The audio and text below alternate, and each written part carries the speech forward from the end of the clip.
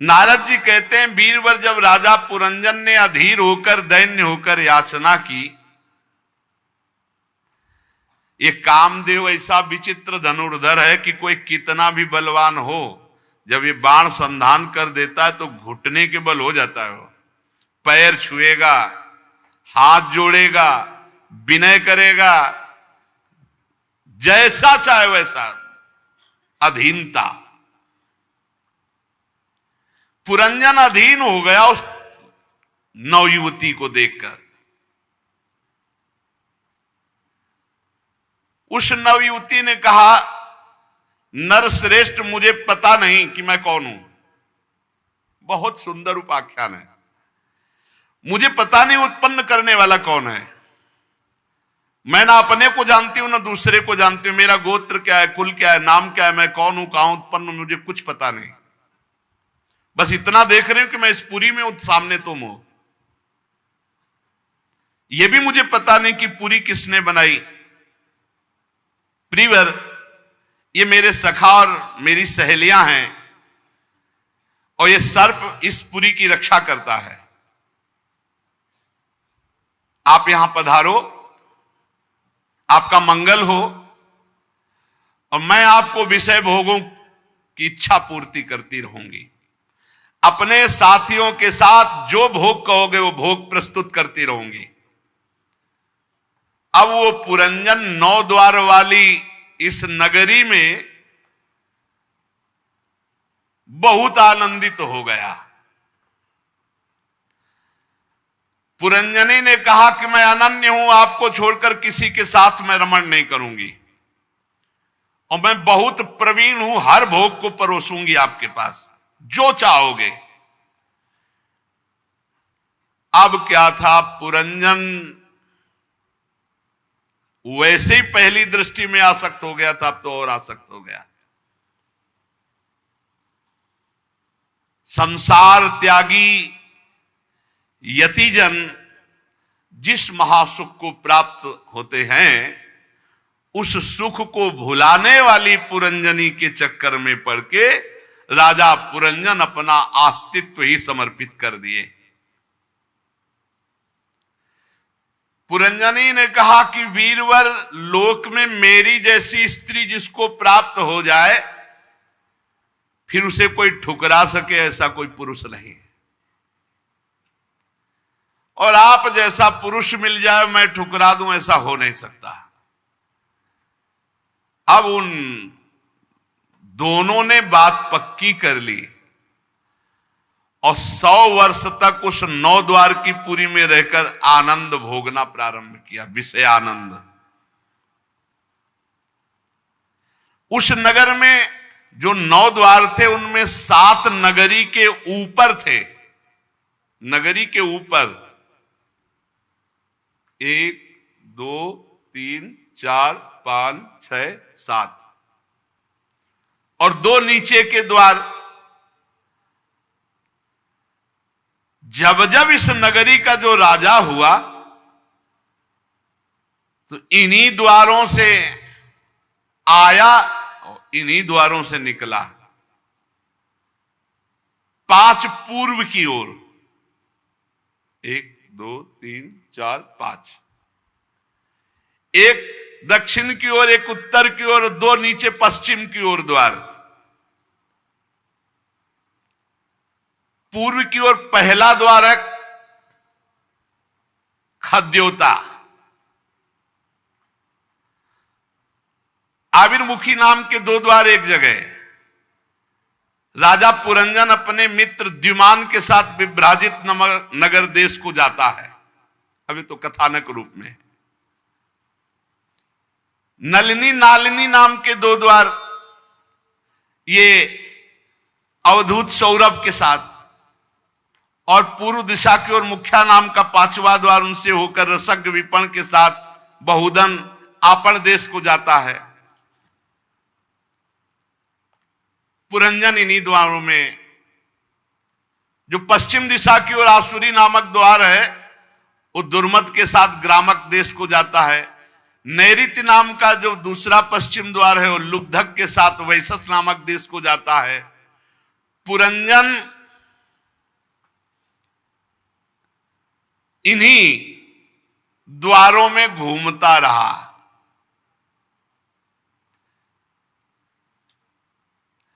इस नगर के निवासियों में निर्वाक और पेशकृत ये दो नागरिक अंधे थे। इनका आश्रय लेकर के जाता है। अब वो पुरंजनी को प्रसन्न करने के लिए ही पूरा जीवन लगा दिया। कैसे ठगा गया, रमणी के हाथ ठगा गया, ठगा गया रमणी के द्वारा। अधीनता पे अधीनता, अधीनता पे अधीनता। अब वो मद्यपान करती, इसको भी मद्यपान कराती। ये मद से उन्मत्त हो करके, अगर पुरंजनी गाती तो ये गाता, पुरंजनी हंसती तो पुरंजन हंसता, वो रोती तो ये रोता। जो करे बस वैसे ही। वो दौड़ती तो आप दौड़ता, वो खड़ी हो जाती तो आप खड़े, जो वो कहती वही। ठगा गया। सुंदरी पुरंजनी के द्वारा राजा पुरंजन ठगा गया।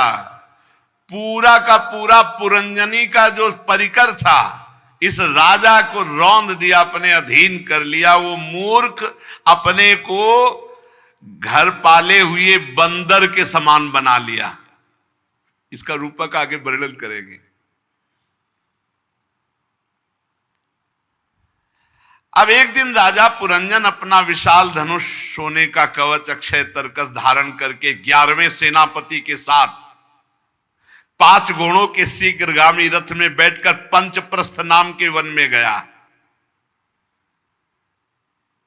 2 पहिए, 1 धुरी, 3 ध्वजा, 5 डोरी, 1 लगाम, 1 सारथी, 1 रथी बैठने का स्थान जहां पुरंजन बैठा। बहुत सुंदर नारद जी रूपक दे रहे।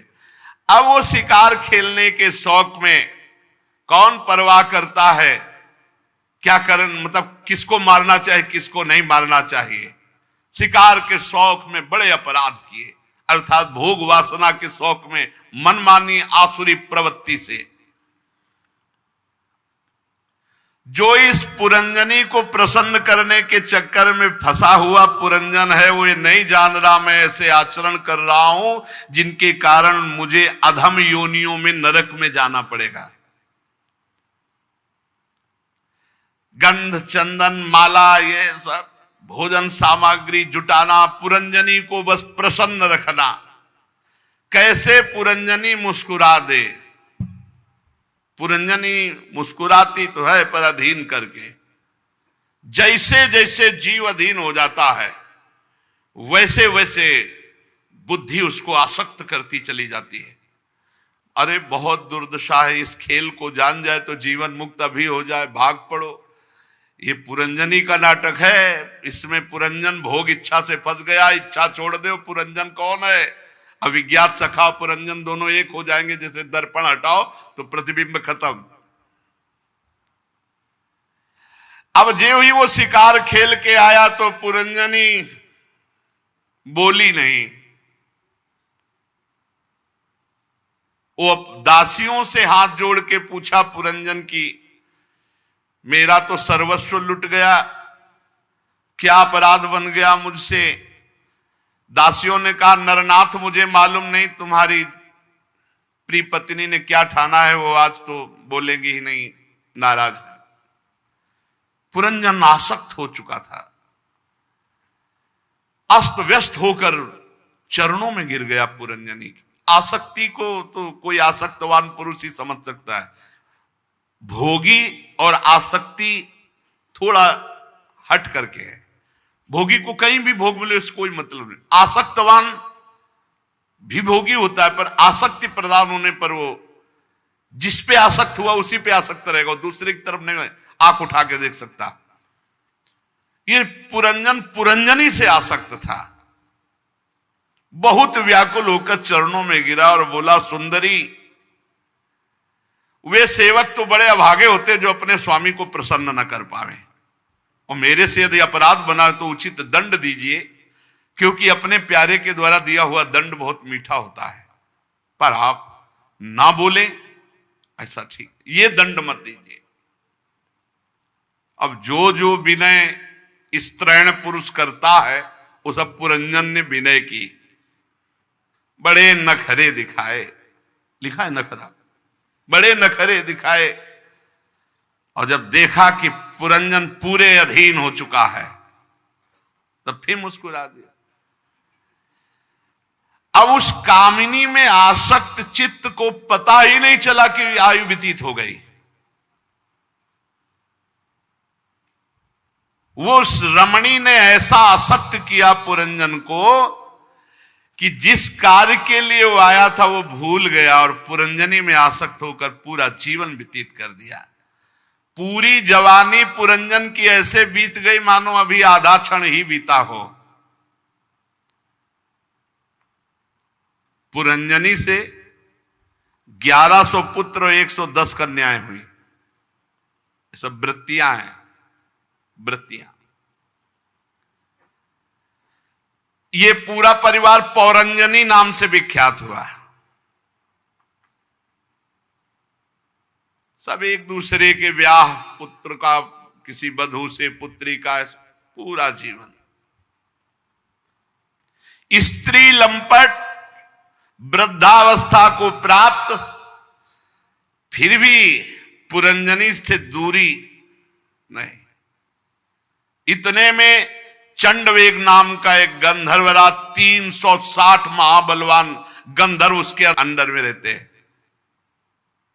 365 दिन होते हैं, 360 महाबलवान गंधर्व, और इनके साथ मिथुन भाव से उतनी ही गंधर्वियां। मिथुन भाव कृष्ण पक्ष शुक्ल पक्ष, बारी बारी से चक्कर लगाकर भोग विलास सामग्रियों की भरी पूरी इस 9 द्वारों वाली नगरी को ये नष्ट करती रहती है। चंडवेग अपने अनुचरों के साथ राजा पुरंजन के नगर को विध्वंस करना प्रारंभ किया तो 5 फण वाले सर्प ने रोका। ये पुरंजन पुरी की चौकसी करने वाला 100 वर्ष तक अकेला लड़ता रहा, 720 गंधर्व गंधर्वियों से युद्ध करता रहा। बहुत से वीरों के साथ युद्ध करने के कारण वो बलहीन हो गया। अब स्त्री के वशीभूत महल में पड़ा हुआ पुरंजन बूढ़ा स्त्री के समीप ही, उसे पता चला कि अब तो आसपास शत्रुओं ने घेर लिया। एक दिन काल की एक कन्या वर की खोज में त्रिलोकी में भटक रही थी, किसी ने स्वीकार नहीं किया। काल की कन्या वृद्धावस्था, जरा, उसे दुर्भगा कहता थे तो इसलिए कोई उसे स्वीकार नहीं किया। उसने जबरदस्ती आकर के पुरंजन को स्वीकार किया। बूढ़ी अवस्था, वृद्धावस्था।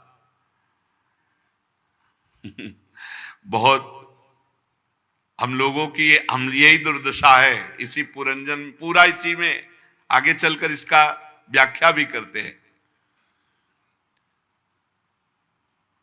यमनराज अपने श्रेष्ठ वीरों के साथ ऊपर से चढ़ाई कर दी पुरंजन के ऊपर,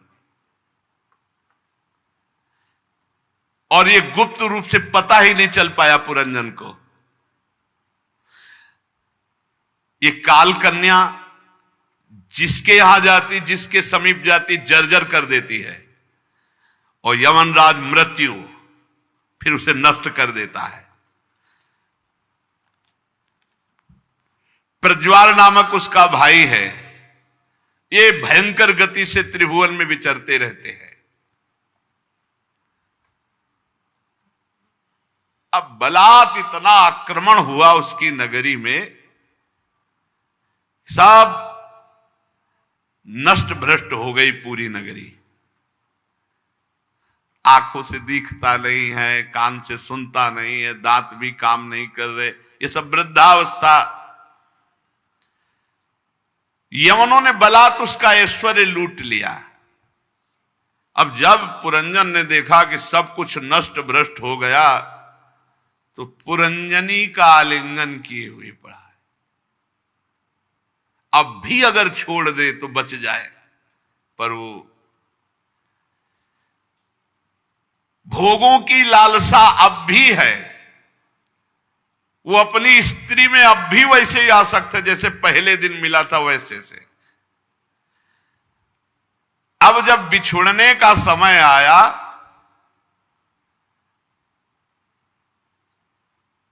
काल, मृत्यु, जरा, इन सब का आक्रमण,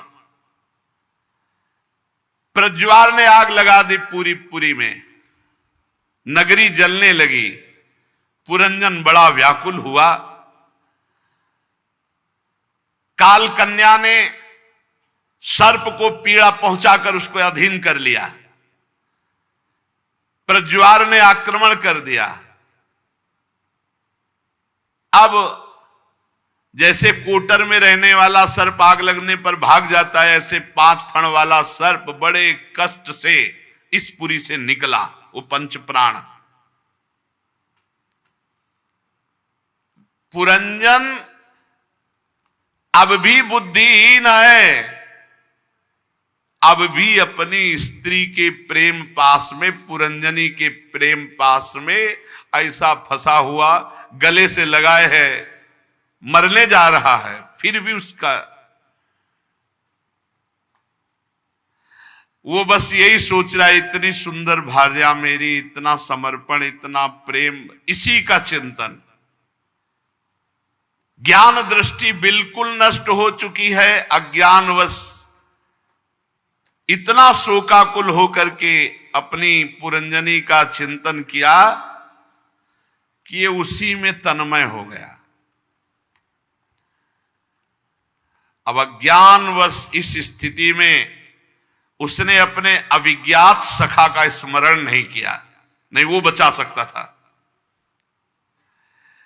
अब निर्दयी यमनराज ने उसको बलपूर्वक मार डाला। बलपूर्वक मार डाले, जबरदस्ती प्राणों को खींचकर बाद। अब अंतिम समय वो अपनी पुरंजनी को देख रहा है। इसीलिए गोस्वामी जी ने मांगा है, कामी नारी प्यारी जिम लोभी जिम प्रिय दाम, तिम रघुनाथ निरंतर प्रिय लागो मुहे। बहुत सुंदर स्थिति, अगर वही इधर आ जाए तो बहुत सुंदर स्थिति। स्त्री की आसक्ति में दुर्गति हो गई उसकी। अब वो अपनी पुरंजनी के गले लगा, उसी का चिंतन करते हुए, तो अगला जन्म उसको विदर्भराज के यहां सुंदरी राजकुमारी के रूप में, विदर्भराज पुरंजन से पुरंजनी की आसक्ति के कारण राजकुमारी बना। स्त्री चिंतन तो स्त्री बना।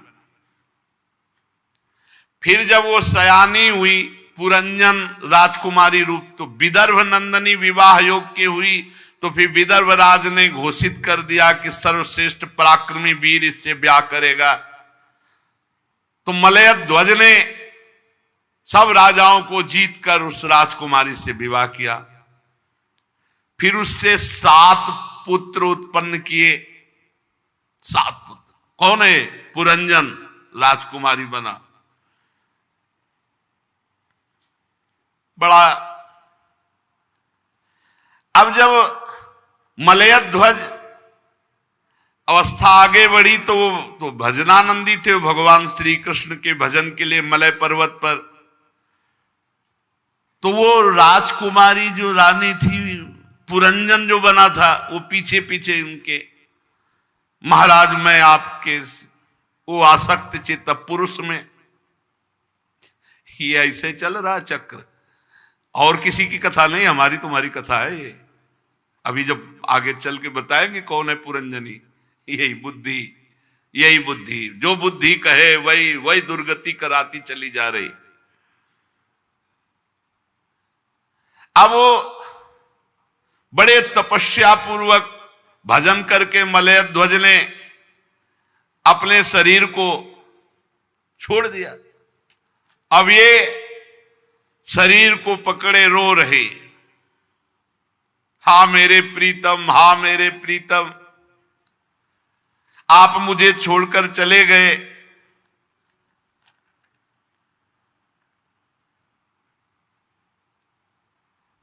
भगवान ने उस समय कृपा की।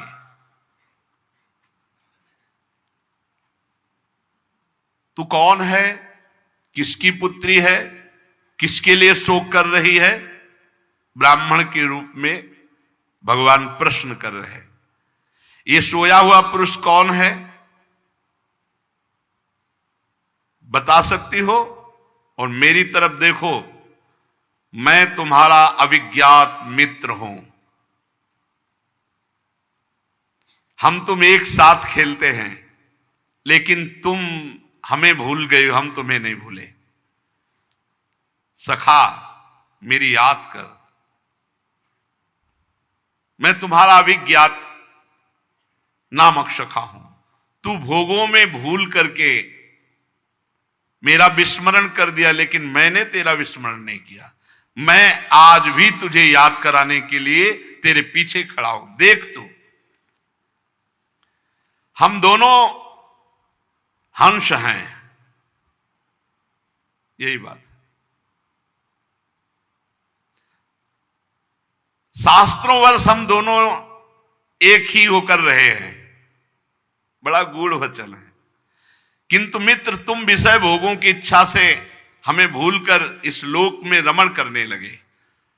तुमने घूमते घूमते एक स्त्री में आसक्त हो गए।